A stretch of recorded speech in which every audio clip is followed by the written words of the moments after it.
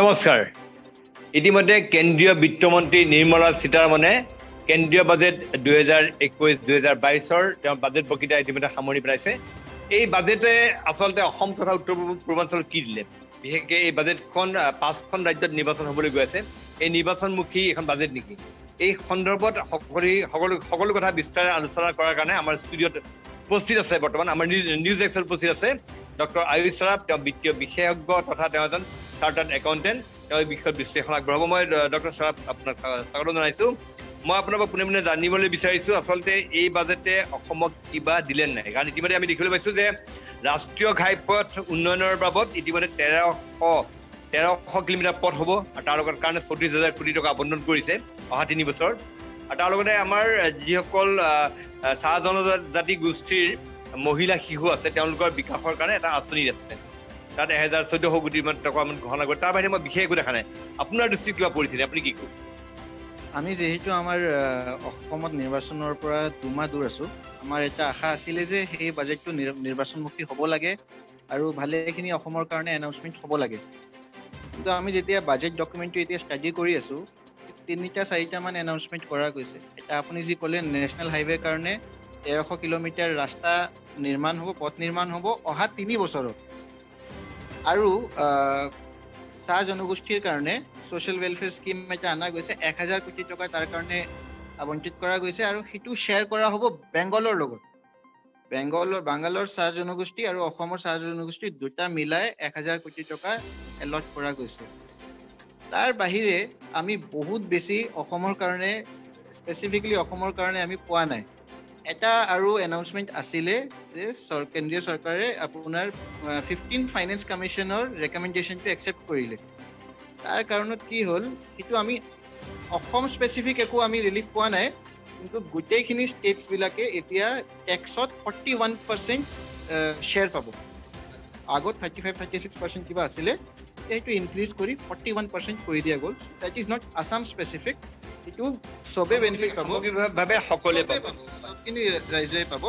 তাৰ বাহিৰে আৰু এটা এনাউন্সমেণ্ট আছিলে, তাতে অসমত ইকনমিক কৰিডৰ এটা ডেভেলপ কৰা বুলি প্ৰস্তাৱ এটা দিয়া গ'ল।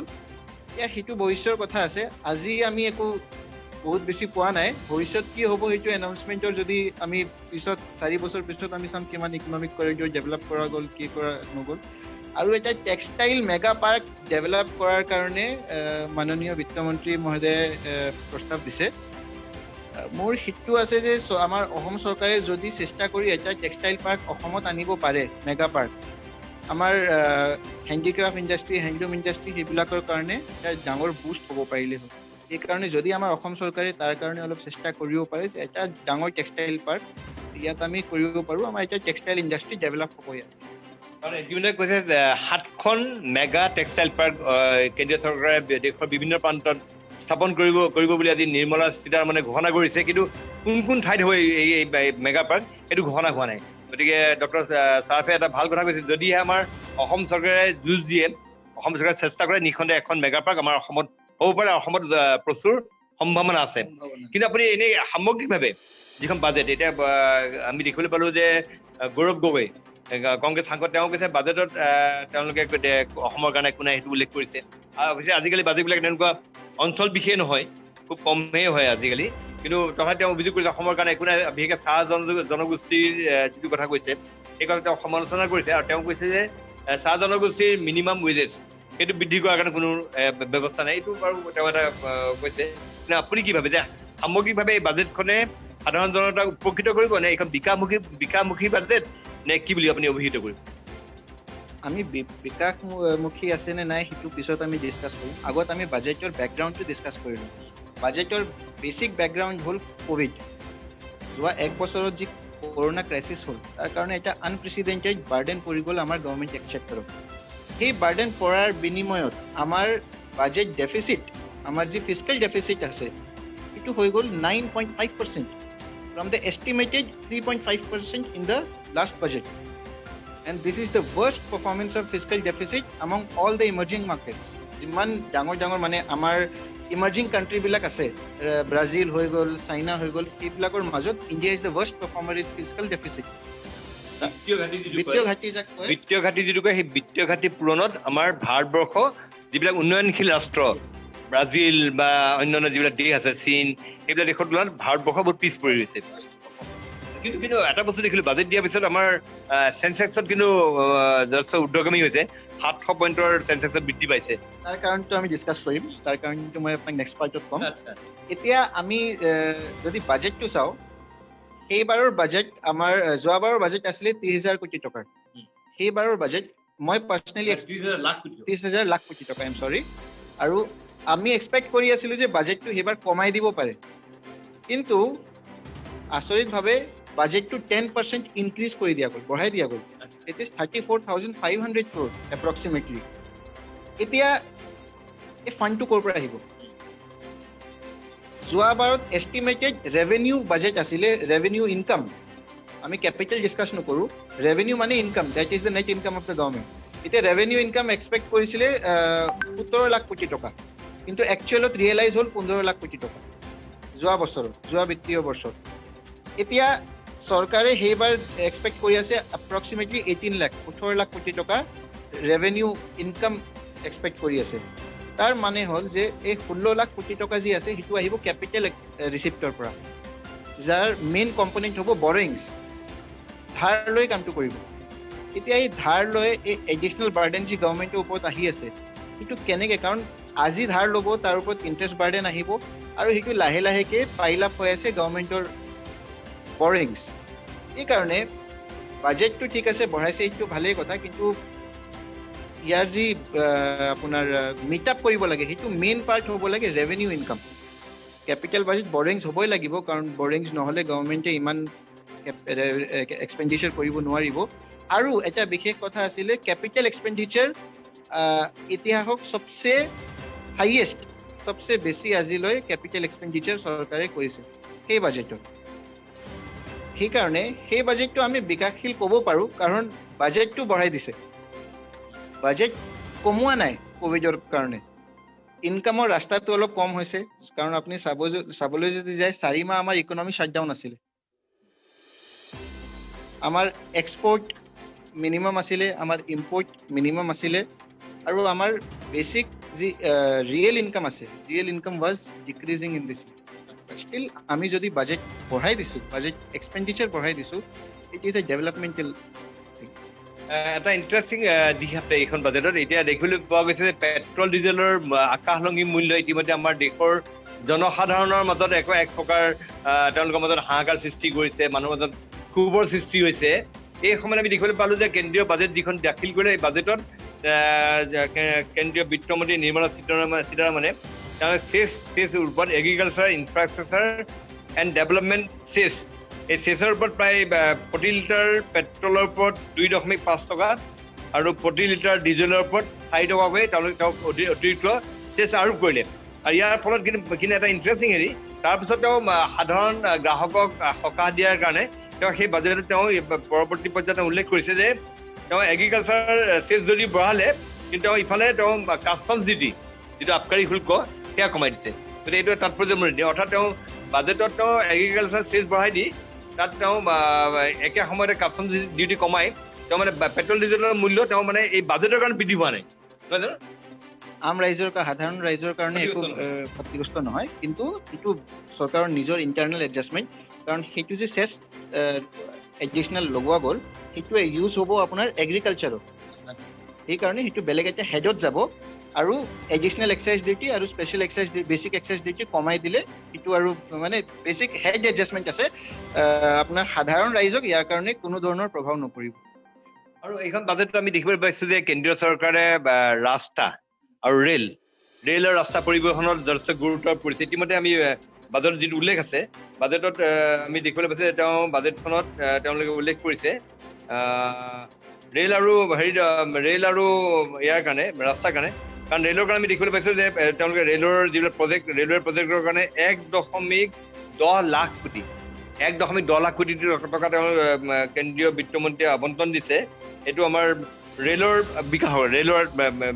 বিকাশৰ কাৰণে আৰু ৰাস্তাৰ ঘাট নিৰ্মাণৰ কাৰণে 1.18 লাখ অৰ্থাৎ 1.10 লাখ টকা 1.10 লাখ কোটি 1.10 লাখ কোটি টকা দিছে ৰেলৰ কাৰণে আৰু 1.18 লাখ কোটি টকা দিছে দেশত ৰাস্তা নিৰ্মাণৰ কাৰণে অৰ্থাৎ কেন্দ্ৰীয় চৰকাৰে আমাৰ দেশখন আন্তঃগাঁথনি উন্নয়নৰ দিশত যথেষ্ট গুৰুত্ব পৰা পৰিলক্ষিত হৈছে। ইতিমধ্যে কৈছে মেট্ৰ' ৰেল সেৱা দেশৰ ২৭খন চহৰত মেট্ৰ' ৰেল সেৱা হ'ব বুলি কৈছে।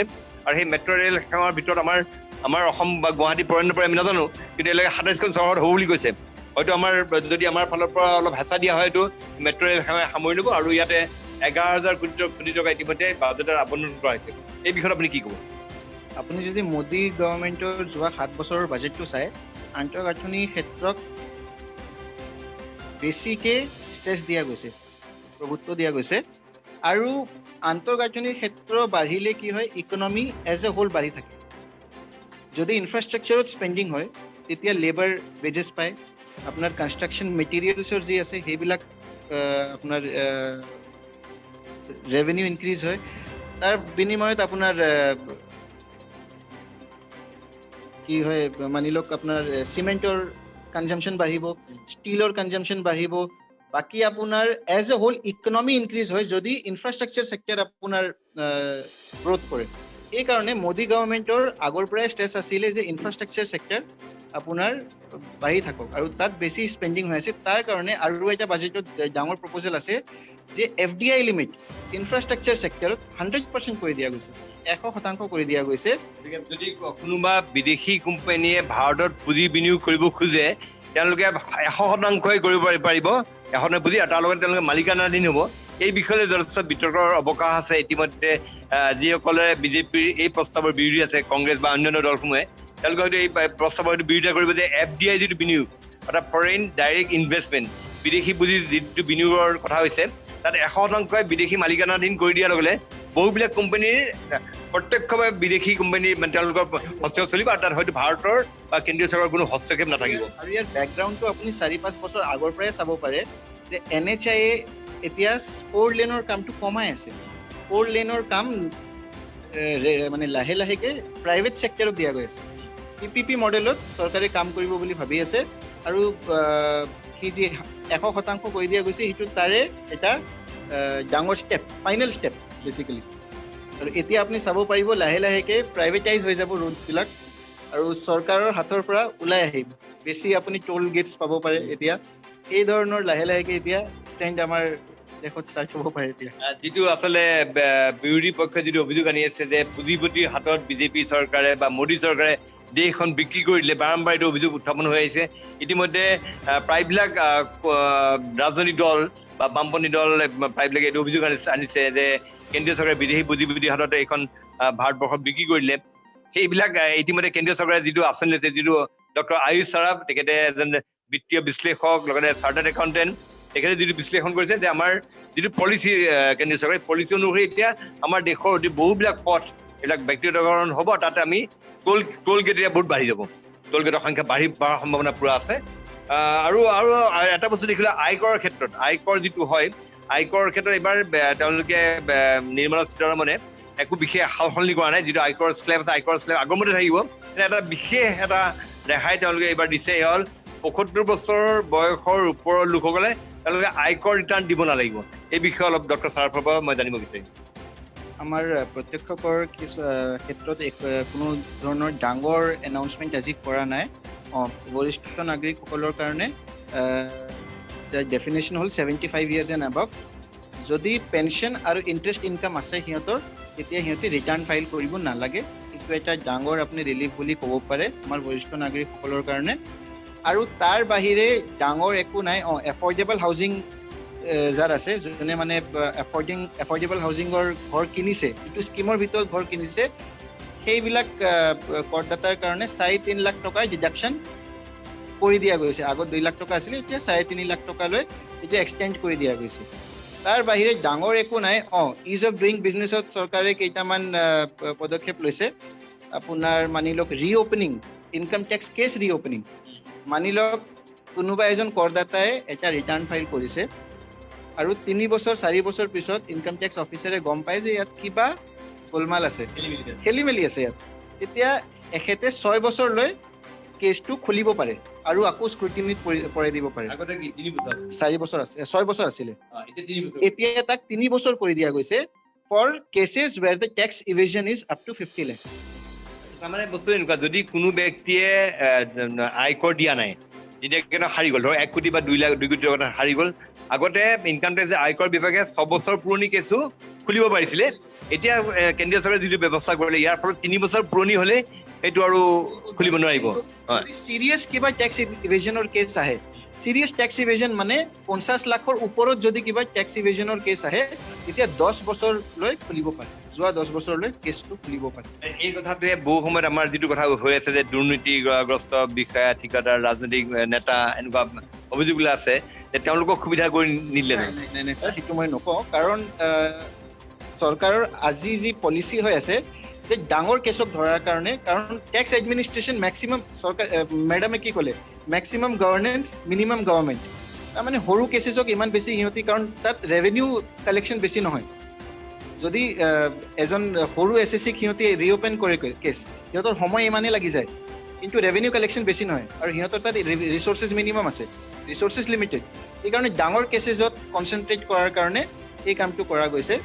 আৰু basically trust on the public, on the tax payer, সেইটো যি মটো আছে তাৰ সেই ডাইৰেকশ্যনত কাম কৰি আছে বেচিকেলি। এনে সামগ্ৰিকভাৱে এখন কেন্দ্ৰীয় বাজেট দাখিল হ'ল, এই বাজেটৰ ফলত কোনবিলাক সামগ্ৰীৰ দাম বাঢ়িব পাৰে, কোনবিলাক সামগ্ৰীৰ দাম কমিব পাৰে, সেইটো কি? ইলেক্ট্ৰনিক্স, মোবাইল চাৰ্জাৰ্ছ, এইবিলাকত বাঢ়িব পাৰে, কাৰণ কাষ্টমছ ডিউটি, ইম্পৰ্টত কাষ্টমছ ডিউটি বঢ়াই দিয়া গৈছে, ডমেষ্টিক মেনুফেকচাৰিং ইনক্ৰিজ বঢ়াবৰ কাৰণে। সেইকাৰণে সেইবিলাক আইটেম বাঢ়িব পাৰে। ইলেক্ট্ৰনিক্স সামগ্ৰীৰ ক্ষেত্ৰত দাম বঢ়াৰ সম্ভাৱনা আছে। ইলেক্ট্ৰনিক্সত দাম বঢ়াৰ আমাৰ আশংকা আছে। GSTৰ ক্ষেত্ৰত কোনো ধৰণৰ ডাঙৰ চেঞ্জ অহা নাই, কাৰণ GST চেন্ট্ৰেল গভৰ্ণমেণ্টৰ তলত নাহে এতিয়া, কিন্তু GST কাউন্সিলে ডিচিশ্যন ল'ব, সেইকাৰণে আজিকালি বাজেটত তাৰ উল্লেখ নহয়। আৰু এটা ডাঙৰ এনাউন্সমেণ্ট আছিলে ৰিগাৰ্ডিং LICৰ ডিছইনভেষ্টমেণ্ট। আমি শুনি আছিলো বহুত দিনৰ পৰা যে LICৰ আপোনাৰ ডিছইনভেষ্টমেণ্ট কৰা হ'ব। এতিয়া চৰকাৰে আজি অফিচিয়েলি এনাউন্স কৰি দিছে যে LIC উইল বি ডিছইনভেষ্টেড, আৰু ইয়াৰ কি প্ৰ'জ এণ্ড কনছ আছে সেইটো আমি অহা সময়তে গম পাম। কিন্তু বাকী LICৰ লগতে যিটো ইঞ্চুৰেঞ্চ ছেক্টৰ, ইঞ্চুৰেঞ্চ খণ্ড, তাতে 100% বিদেশী পুঁজি বিনিয়োগ হ'ব। অৰ্থাৎ আপুনি বিদেশৰ কোনোবা পুঁজিপতিও আমাৰ ভাৰতবৰ্ষত থকা এনেকুৱা ইঞ্চুৰেঞ্চ কোম্পানীৰ সম্পূৰ্ণ মালিক হ'ব পাৰিব। সেইটো ভালে, যদি বাহিৰৰ পৰা ইঞ্চুৰেঞ্চ ছেক্টৰত FDI আহে সেইটো ভালে আছে, কাৰণ আমাৰ লছৰ কাৰণে সিহঁতি আমাক কম্পেনচেট কৰিব। কিন্তু আমি যদি আমাৰ এই এটা ইমান ডাঙৰ এটা প্ৰতিষ্ঠান, লাভদায়ক প্ৰতিষ্ঠানক আমি যদি ডিছইনভেষ্ট কৰি দিওঁ, সেইটো মোৰ পাৰ্চনেল অপিনিয়নত মই বহুত উচিত বুলি ক'ব নোৱাৰোঁ, মোৰ পাৰ্চনেল অপিনিয়ন। আৰু তাৰ পিছত চৰকাৰে 1,75,000 কোটি টকাৰ ডিছইনভেষ্টমেণ্ট টাৰ্গেট ৰাখিছে for the current financial year, য'ত মেক্সিমাম লাভদায়ক আপোনাৰ যি প্ৰতিষ্ঠান আছে সেইবিলাককে ডিছইনভেষ্ট কৰা হ'ব। সেইটো এটা চিন্তনীয় কথা। ডক্টৰ ছাৰাফে খুব ধুনীয়াকে ব্যাখ্যা কৰিছে। আচলতে যিবিলাক আমাৰ লাভদায়ক প্ৰতিষ্ঠান, ইয়াৰ পূৰ্বে আমাৰ এয়াৰপৰ্ট অথৰিটি অফ ইণ্ডিয়া বা দেশৰ বিভিন্ন এয়াৰপৰ্ট ব্যক্তিগত খণ্ডৰ পুঁজিপতিৰ হাতত অৰ্পণ কৰালৈ যথেষ্ট দেশজুৰি বিতৰ্ক হৈ আছে। তাৰ মাজত এতিয়া LIC, life insurance corporation of India, ভাৰতীয় জীৱন বীমা নিগম, আমাৰ দেশৰ এটা আটাইতকৈ বৃহৎ ইঞ্চুৰেঞ্চ কোম্পানী, আৰু তেওঁলোকে আমাৰ দেশৰ জনসাধাৰণক উপকৃত কৰি আহিছে। LICও তেওঁলোকে নিৰ্বিনিয়োজনৰ পক্ষে আগবাঢ়িছে, অৰ্থাৎ LICও এতিয়া ব্যক্তিগত পুঁজিপতিৰ হাতত যাবই পাৰে এই পৰিস্থিতিত। যাব এতিয়া মানে কিমান পৰিমাণত সিহঁতে ডিছইনভেষ্টমেণ্ট কৰে, 25% কৰে, 30% কৰে, সেইটো আমি এতিয়া নাজানো এই মুহূৰ্তত, কিন্তু কিছু পৰিমাণত যাব। এতিয়া আৰু তাৰ লগতে আপোনাৰ টেক্স হলিডে বিষয়ে কিবা ক'ব নেকি? টেক্স হলিডে কিবা ডিক্লেয়াৰ কৰিছে কিবা? টেক্স হলিডে নতুন একো ডিক্লেয়াৰ কৰা নাই, যি এতিয়া এক্সিষ্টিং প্ৰভিজন আছে তাতে অলপ এমেণ্ডমেণ্ট কৰা গৈছে। বিশেষ একো সেই বাজেটত টেক্স প্ৰপ'জেলছ বহুত বেছি দিয়া নাই চৰকাৰে। আৰু এটা কথা তেওঁলোকে কৈছে যে এই বস্তুটো আপুনি অলপ ব্যাখ্যা কৰি দিব, যে NRI সকলক তেওঁলোকে এটা সুবিধা দিব খুজিছে, যে propose to notify rules for removing hardship for double taxation. কি হয়, যেতিয়া NRI বিলাক ফৰেনৰ পৰা ইণ্ডিয়াত আহে, আকৌ ঘূৰি আহে, তেতিয়া সিহঁতৰ ইনকামত সিহঁতি আগতে তাতে টেক্স দি দিছে, ইয়াত আহি আকৌ যদি তাৰ ওপৰত টেক্স দিয়া হয়, সেইকাৰণে তাৰ কাৰণে এটা ৰেহাই দিয়া গৈছে, এটা স্কিম ডিক্লেয়াৰ কৰা গৈছে, সেইটো আছে। আৰু ইয়াত আপোনাৰ ইয়াৰ ফলত মানে সেই NRI সকল উপকৃত হ'ব পাৰিব। আৰু অন্যান্য এইখন বাজেটত এনে বিশেষ কোনোবা ক্ষেত্ৰত কোনোবা খণ্ডত কৰ আৰু বা কৰ ৰেহাইৰ বিশেষ কিবা আছে নেকি? কৰ ৰেহাই ক্ষেত্ৰত বেছি নাই। ITAT ইনকাম টেক্স এপেলেট ট্ৰাইব্যুনেল তাকো এতিয়া প্লেটফৰ্মত আনি দিয়া যাব। এতিয়ালৈ আপোনাৰ ইনকাম টেক্স স্ক্ৰুটিনি আৰু ইনকাম টেক্স এপিল সেইটো মোডত আনি দিয়া গৈছিলে। এপিল আৰু স্ক্ৰুটিনি হৈ গৈছিলে। এতিয়া ITAT আহি যাব। আৰু কোম্পানীজৰ ক্ষেত্ৰত এটা ডাঙৰ ৰেহাই দিয়া গৈছে। MSME ক্ষেত্ৰৰ কাৰণে সেইটো ভাল খবৰ। কোম্পানীজত 1% কোম্পানী আৰু স্মল কোম্পানী সিহঁতক ভালেখিনি সিহঁতৰ ডেফিনেশ্যনটো চেঞ্জ কৰি দিছে। মানে বেছি কোম্পানী সেই ডেফিনেশ্যনত আহিব পাৰিব। তো সেই ডেফিনেশ্যনত অহাৰ কাৰণে কমপ্লায়েন্স ৰিকুৱাৰমেণ্ট বহুত কমি যায়। কিন্তু কৰ একো বেনিফিট দিয়া নাই। টেক্সৰ ফালৰ পৰা একো বেনিফিট দিয়া নাই। অন্য সাল সলনি ঘটা নাই। আৰু ইতিমধ্যে শিক্ষাখনত দেখিবলৈ পাইছে যে 15,000 স্কুল তেওঁলোকে কৈছে ৰাষ্ট্ৰীয় পৰ্যায়ৰ স্কুল কৰা হ'ব। সেই বিষয়টো অলপ কি সুবিধা আছে? নাই, এডুকেশ্যন ছেক্টৰত চৰকাৰে আগৰ পৰাই এক্সপেণ্ড কৰি আছে। কিন্তু এতিয়া সেই 15খন যি চেণ্ট্ৰেল ইউনিভাৰ্চিটি এনাউন্স কৰিছে, এতিয়া কোন এৰিয়াত হ'ব আমাৰ অসমত আহিলে আমি ভাল পাম। কিমান দিব কিমান নিদিয়ে সেইটো বেলেগ কথা। এডুকেশ্যন ছেক্টৰত ইনভেষ্ট কৰিলে এতিয়া নতুন এডুকেশ্যন পলিচিও আহিছে। তাৰ হিচাপত এতিয়া সিহঁতি কেনেকৈ তাক এলাইন কৰি সেই কামটো কৰা যায় সেইটো দেখাৰ কথা। আৰু এনাউন্স মোৰ প্ৰত্যেক বাজেটত মই সেইটোৱে কওঁ যে আমি এনাউন্সমেণ্ট কিমান কৰোঁ সেইটো আমাক নালাগে। আমাৰ যোৱা বাজেটৰ এতিয়া কিমান আমি এচিভ কৰিলোঁ সেইটো যদি আমি এনালাইচিছটো পাই যাওঁ, আমাক সেইবাৰৰ বাজেটটো নালাগে। সেইটো আমি নিজে পঢ়ি ল'ব পাৰোঁ। কিন্তু যোৱা 3 বছৰৰ বাজেটৰ পাৰফৰ্মেঞ্চটো যদি আমাক দি দিয়া যায়, সেইবাৰৰ বাজেটৰ এনাউন্সমেণ্টৰ দৰকাৰেই নাই, কাৰণ চব কাম হৈয়ে যাব। ইতিমধ্যে সীতাৰামনে আৰু কেতবোৰ ঘোষণা কৰিছে। তেওঁ কৈছে 100খন নতুন সৈনিক স্কুল, আমাৰ যিখন অসমত এখন আছে গোৱালপাৰা সৈনিক স্কুল, তেনেকুৱা সৈনিক স্কুল সমগ্ৰ দেশজুৰি 100খন হ'ব। আৰু তাত কৈছে will be set up in partnership with NGOs including private schools and state board স্কুলছৰ সহযোগত কৰিব সৈনিক স্কুল। আৰু তাৰ লগতে ঘোষণা কৰিছে যে এইবছৰ এখন হায়াৰ এডুকেশ্যন কমিশ্যনৰ কাৰণে এখন আইন আনিব। বুলি তেওঁ কৈছে। আৰু 750খন একলব্য মডেল স্কুল দেশৰ বিভিন্ন প্ৰান্তত স্থাপন কৰা হ'ব, এইটো কথা তেওঁ ঘোষণা কৰিছে। আৰু লেহত এখন কেন্দ্ৰীয় বিশ্ববিদ্যালয় ঘোষণা কৰিছে। লেহ জম্মু কাশ্মীৰৰ পৰা এখন পৃথক ৰাজ্যৰ পৰা পৃথক এটা কেন্দ্ৰীয় শাসিত অঞ্চল কৰাৰ পিছত লেহত সম্প্ৰতি তাত লাডাখ অট'নমাছ কাউন্সিল যিখন আছে তাৰ ৰাজধানী লেহত এখন কেন্দ্ৰীয় বিশ্ববিদ্যালয়ৰ ঘোষণা কৰিছে। আৰু তাৰ লগতে কৈছে যে এইবিলাক কৰা হৈছে আন্তঃগাঁথনি উন্নয়নৰ কাৰণে, আন্তঃগাঁথনি বিকাশৰ কাৰণে কৰা হৈছে। আৰু শিক্ষা ব্যৱস্থাৰ ক্ষেত্ৰত 15,000 স্কুল গুণগত মানদণ্ডৰে সকলোবিলাক সুবিধা সম্পন্ন স্কুল কৰা হ'ব। গতিকে শিক্ষাখনত গুৰুত্ব দিয়া দেখা গৈছে। আৰু স্বাস্থ্য খণ্ডতো যথেষ্ট আবণ্টন 60,000 কোটি টকাৰ আবণ্টন কৰা গৈছে। সেইটো হাইয়েষ্ট 60,000 লাখ কোটি টকা, সেইটো হাইয়েষ্ট। আৰু আমি ক'ভিডৰ পিছত এইটো অলৰেডি এক্সপেক্ট কৰি আছিলোঁ যে এতিয়া চৰকাৰ অলপ চেঞ্চিটিভ হ'ব আমাৰ স্বাস্থ্য ফ্ৰণ্টৰ পৰা। ইতিমধ্যে কৈছে যে 35 আমি আৰু এটা বস্তু দেখিবলৈ পালোঁ যে আমাৰ স্বাস্থ্যখণ্ডৰ বিকাশৰ কাৰণে ইতিমধ্যে প্ৰায় 60,000 কোটি টকা কেন্দ্ৰীয় চৰকাৰে আবণ্টন দিছে। অৰ্থাৎ স্বাস্থ্য, শিক্ষা, তাৰ লগতে আমি দেখিলোঁ পথ পৰিবহণ, ৰেলৱে, এতিয়া আন্তঃগাঁথনি বিকাশৰ ওপৰত কেন্দ্ৰীয় চৰকাৰে সৰ্বাধিক গুৰুত্ব আৰোপ কৰিছে। এইখিনিলৈ হয়তো আদৰণীয় পদক্ষেপ, কিন্তু তাৰ লগে লগে এই LIC নিৰ্বিনিয়োজন এইটো এটা অলপ আমি ভাবোঁ যে আগবঢ়াব পাৰে, এইটো অলপ আলোচনাৰ বিষয়বস্তু। আৰু অন্যান্য বিষয়ত নতুন কৰ বিষয় আৰোপ কৰা নাই। আৰু অসম তথা উত্তৰ পূৰ্বাঞ্চল সামগ্ৰিকভাৱে যিটো ভবা গৈছিল যে নিৰ্বাচন সমাগত অসমে তাৰ পৰা এইবাৰ হয়তো কেন্দ্ৰীয় চৰকাৰৰ বিশেষ ঘোষণাৰ পৰা উপকৃত হ'ব, তেনেকুৱা ইয়াত বিশেষ নাই।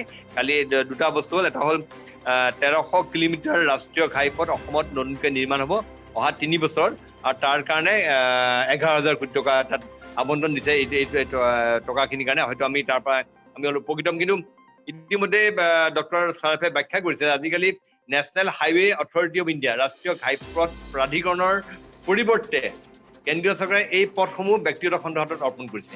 অৰ্থাৎ ব্যক্তিগত খণ্ড আগুৱাই আহিছে দেশত ৰাষ্ট্ৰীয় ঘাইপথ নিৰ্মাণৰ কাৰণে। আৰু ইয়াৰ দ্বাৰা এই নিৰ্বিনিয়োজনৰ দ্বাৰা আমাৰ সাধাৰণ ৰাস্তা ঘাট ভাল হ'ব, ৰাস্তা ঘাট হয়তো উন্নয়ন হ'ব, বিকাশ হ'ব। কিন্তু তাৰ লগে লগে আমাৰ সাধাৰণ যিসকল আমি আছো নাগৰিক, আমি টেক্স দিব লাগিব। ৰাস্তা যেতিয়া ব্যৱহাৰ কৰিম, ৰাস্তা ব্যৱহাৰ কৰিলে টেক্স দিব লাগিব। ফাষ্ট টেগ যদি ভালকৈ ইমপ্লিমেণ্ট কৰি দিয়া যায়, আমাৰ urban development minister Nitin Gadkari চাহাবে যি গৈছিলে, যদি আৰ্বান ফাষ্ট টেগটো ভালকে ইমপ্লিমেণ্ট হয় 3 বছৰত টোল টেক্স বন্ধ হৈ যাব। কাৰণ কালেকশ্যনটো সিহঁতি লুকাব নোৱাৰিব, যিমান কালেকশ্যন হৈ আছে চৰকাৰে গম পাব ফাষ্ট টেগৰ জৰিয়তে, কাৰণ লুকাব নোৱাৰিব। ফাষ্ট টেগৰ পৰা ডাইৰেক্টলি অনলাইন ইনফৰমেশ্যন চৰকাৰে পাই যাব, আৰু কিমান কালেকশ্যন হৈছে একচুৱেল কালেকশ্যন চৰকাৰে এডজাষ্ট কৰিব পাৰিব। 3-4 বছৰত আপোনাৰ টোল গেটবিলাক বন্ধ হৈ যাব পাৰিব, এনে সিহঁতি চলাই থাকে। এতিয়া প্ৰায়ে টোল গেট বিলাকৰ বিৰুদ্ধে অভিযোগ আছে, তেওঁলোকে পইচা অধিক মানে সংগ্ৰহ কৰে, সেই বস্তুটো হয়তো নোহোৱা হ'বই পাৰে। ট্ৰান্সপেৰেঞ্চি আহিলে যি আচলত হৈ আছে সেইটোৱে হ'ব। সেই আছিলে কেন্দ্ৰীয় বিত্তমন্ত্ৰী নিৰ্মলা সীতাৰমণৰ এইখন কেন্দ্ৰীয় বাজেট 2021-2022। কিন্তু এই বাজেটত অসমৰ কাৰণে সামগ্ৰিকভাৱে বিশেষ অসম বুলি উল্লেখ নাই। আচলতে কেন্দ্ৰীয় বাজেট এনেকে অঞ্চল বিশেষ লৈ বুলি বৰ বেছি উল্লেখ নাই, কিন্তু তাত যিবিলাক ঘোষণা যায় এই ঘোষণাবিলাকৰ পৰা যদি আমাৰ অসম উপকৃত হয় সেইকাৰণে ভাল হ'ব। কাৰণ তাত 91 স্কুল পাতিব, 750খন তেওঁলোকে কৈছে যে প্ৰায় 15,000 স্কুল কৰিব। তেওঁলোকে তেখেতে ক'লে মেগা টেক্সটাইল পাৰ্ক 7খন দেশত হ'ব। গতিকে সেইবিলাকৰ পৰা যদি অসমে বেনিফিট ল'ব পাৰে, অসমে উপকৃত হ'ব পাৰে, আমাৰ চৰকাৰে যদি ব্যৱস্থা গ্ৰহণ কৰে নিখনে তাৰ পৰা হয়তো অসম উপকৃত হ'ব। আৰু সামগ্ৰিকভাৱে এই বাজেটখনক বিকাশমুখী বাজেট, কিন্তু বিৰোধীয়ে সাধাৰণ ৰাইজৰ বাবে বিশেষ একো নাই বুলি তেওঁলোকে উল্লেখ কৰিছে, তেওঁলোকে সমালোচনা কৰিছে। আমি আপোনালোকৰ ওচৰলৈ এৰিলো এই বাজেটখনত আপোনালোকৰ মানে আপোনাক কি ধৰণে লয়, কি ধৰণে বিশ্লেষণ আপোনালোকৰ ওচৰলৈ এৰিলো। আজি আমাৰ মাজত আমাৰ এই আলোচনাৰ অংশ হ'লে ডক্টৰ আয়ুষ সৰাফ, বিত্তীয় বিশ্লেষক তথা চাৰ্টাৰ্ড একাউণ্টেণ্ট। মই ডক্টৰ সৰাফক ধন্যবাদ জ্ঞাপন কৰি আমাৰ এই বিশেষ বাজেট বিশ্লেষণৰ পাজৰ পৰা মই প্ৰণয় বৰদলৈ বিদায় দিছোঁ। ধন্যবাদ।